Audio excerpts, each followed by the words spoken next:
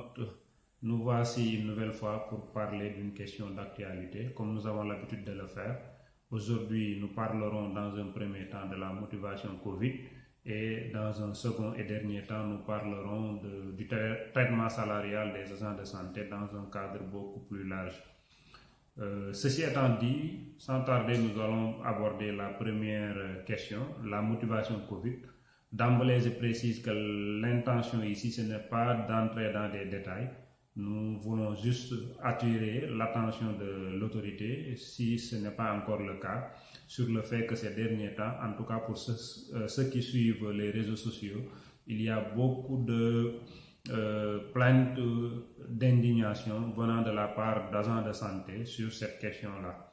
Donc c'est pour justement on s'arrête sur ça pour relever le fait qu'il y a un manque d'information qui peut quelquefois justifier ces plaintes-là. Parce que dans notre sens, le ministère ou en tout cas l'autorité compétente devrait communiquer sur cette question de motivation clairement, qu'on puisse savoir à combien s'élève cette motivation, qui a droit à cette motivation, quelles sont les conditionnalités, et que aussi qu'on puisse nous dire au-delà de la motivation, il y a aussi les contrats, parce que je crois savoir que durant cette phase de pandémie, le ministère a fait recours au service de quelques agents de santé qui n'étaient pas des contractuels ni des fonctionnaires. Donc pour ces agents-là, j'imagine que c'est un contrat qui les lie avec eux. Et du coup, il y a une rémunération qui doit leur parvenir. Donc je pense que pour ça aussi, j'en connais certains qui s'en ont ouvert à moi, qui depuis quelques mois maintenant, ils n'ont pas reçu en tout cas cette rémunération. Donc, comme je l'ai dit, sans rentrer dans les détails, nous appelons en tout cas l'autorité pour qu'elle puisse communiquer sur cet aspect-là, donner les bonnes informations. Ça permettra peut-être de dissiper les frustrations qui sont notées ça et là. Quelquefois même, c'est un sentiment d'inéquité dans le traitement des personnes qui occupent ou en tout cas qui font le même travail. Là aussi, c'est ressorti des discussions que nous avons eues avec certains d'entre eux. Donc, je pense que c'est le moment qu'on puisse communiquer clairement là-dessus. Donc, et cela aussi, le problème, je pense que le problème de la motivation, c'est la goutte d'eau qui a fait déborder le vase. Donc, il y a une situation de départ qui était là, qui peut-être n'est pas très connu du public, mais c'est connu dans le milieu médical et paramédical, le traitement salarial qui n'est pas en tout cas des meilleurs. Mais avant de venir sur cette question-là, j'aimerais juste dire que les agents de santé, en tout cas d'une manière générale, ne sont pas rémunérés à la hauteur de leur travail, ni aussi on ne tient pas compte, à mon sens, de leur niveau d'études ou de formation quelquefois quand on leur propose certains salaires. Et pour cette motivation Covid aussi, je dois dire qu'il y a une enveloppe de 1000 milliards qui avait été dégagée par l'État pour un plan de résilience et qu'une partie a été dégagée pour le secteur de la santé. Donc je pense qu'on ne doit pas occulter dans cette enveloppe-là la prise en charge de ces questions de rémunération et de motivation des personnes qui sont en première ligne. C'est dit partout que nous sommes dans une situation de guerre, c'est une guerre sanitaire.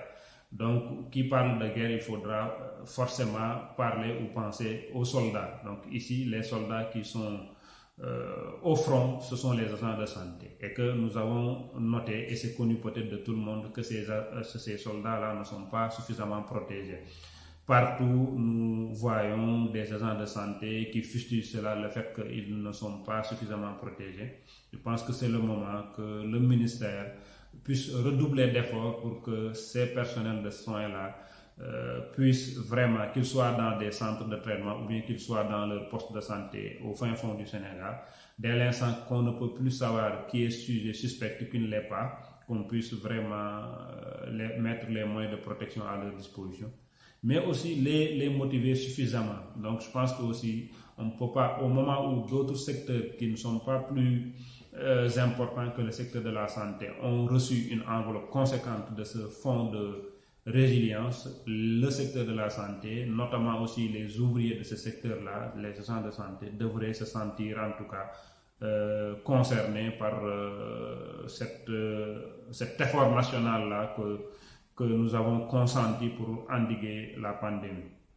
Donc, comme je le disais, au-delà de la question de la motivation Covid-2019, c'est le problème de fond, c'est le traitement, le faible niveau de rémunération pour beaucoup d'agents de santé, qu'ils soient, quel que soit leur mode d'exercice ou leur statut, quelquefois c'est dans le public, quelquefois c'est dans le privé, mais ils ne sont pas suffisamment rémunérés.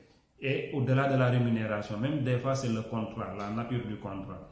Parce que moi je ne peux pas comprendre une entité de l'État qui est censée en tout cas être en conformité avec les dispositions légales du pays, que cette entité puisse outrepasser ces dispositions. Parce que le Code du travail a été très clair là-dessus.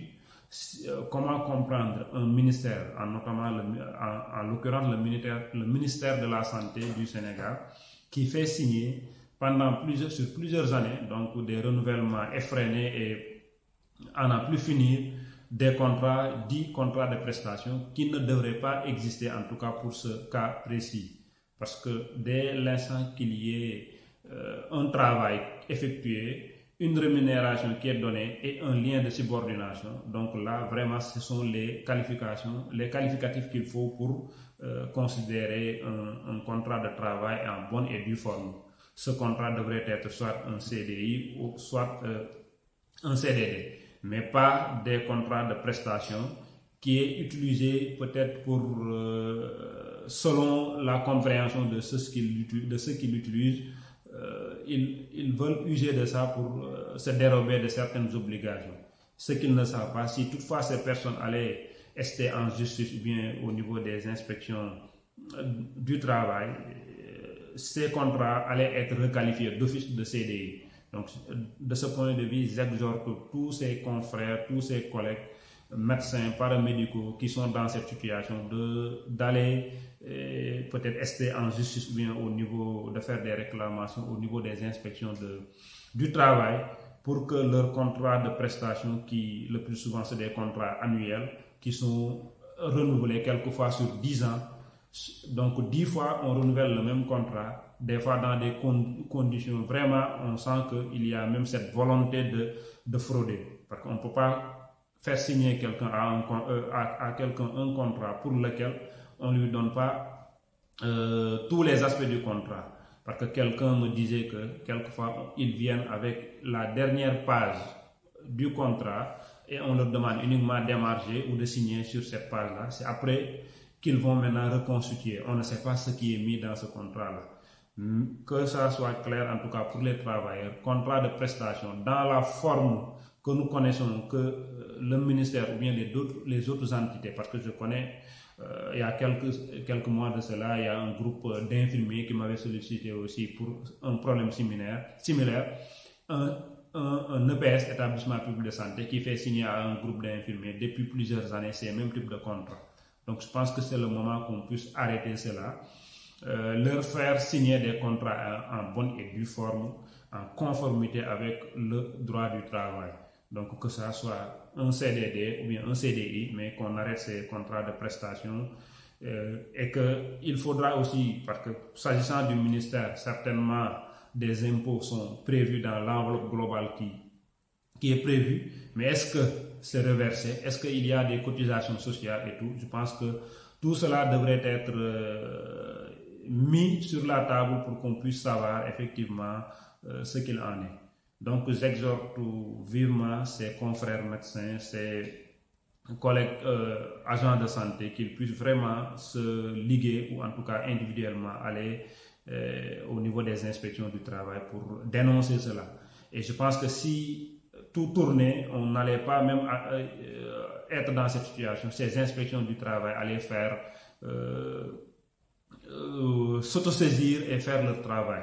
Donc je pense qu'aussi il y a quelque chose qui n'a pas très bien marché de ce point de vue. Donc je le disais, au-delà même de cet aspect illégal de ces contrats, il y a le faible niveau maintenant de rémunération. Donc je pense que je pouvais donner des chiffres, mais puisque le salaire est sacré, je ne me permettrai pas en tout cas de divulguer le salaire de père et de mère de famille peut-être qui sont en train de vivre dignement, même s'ils souffrent dans leur propre chair. Donc je pense que l'objectif n'est pas là, mais retenons qu'en tout cas il y a un faible niveau de rémunération pour ces contrats qui ne devraient même pas exister parce que c'est illégal si on se réfère au code du travail. Donc je pense que je lance un appel en tout cas au ministère, à toutes les entités, que ce soit des EPS, que ce soit des centres de santé, que ce soit des cliniques qui sont en train d'user et d'abuser de ces contrats, qu'ils arrêtent d'exploiter d'honnêtes citoyens qui n'ont pas peut-être où donner de la tête, c'est pourquoi ils acceptent cela. Mais bon, je pense que c'est le moment aussi d'inviter ces agents de santé qu'ils puissent en tout cas porter ce combat-là, ne pas attendre personne, fût-il un ministre de la Santé qui est un médecin, fût-il un directeur d'hôpital qui est un agent de santé, parce que l'administratif, lui, dès qu'il est nommé comme administrateur d'un service de santé ou bien d'une structure de santé, il a d'autres, en tout cas, objectifs qui ne sont pas forcément les mêmes que le travailleur qui est, en tout cas, dans la clinique. Donc, il faut qu'on arrête de penser que quand on va nommer un agent de santé à un poste de responsabilité, ce dernier-là va porter notre combat. Pas forcément. Il faudra qu'on apprenne à porter nos combats. Maintenant, si les autres nous aident, nous appuient, tant mieux, mais au cas contraire, on aura le mérite même, en tout cas, de dénoncer nos conditions difficiles de travail et de vie. Donc ça, c'est ce que je voulais dire à l'endroit, en tout cas, de tous ces collègues qui sont en train de souffrir dans la dignité. Et j'appelle aussi les responsables qu'ils puissent, au-delà de ces personnes-là, penser au secteur, parce qu'une personne qui n'est pas bien motivée, il ne pourra jamais donner la satisfaction qu'on attend de lui ou d'elle. Donc je pense que c'est le moment qu'on puisse, à l'heure où on parle peut-être de qualité, de ceci, d'accueil et de trucs, il faudra qu'on pense à motiver suffisamment ceux qui sont censés donner ces soins-là.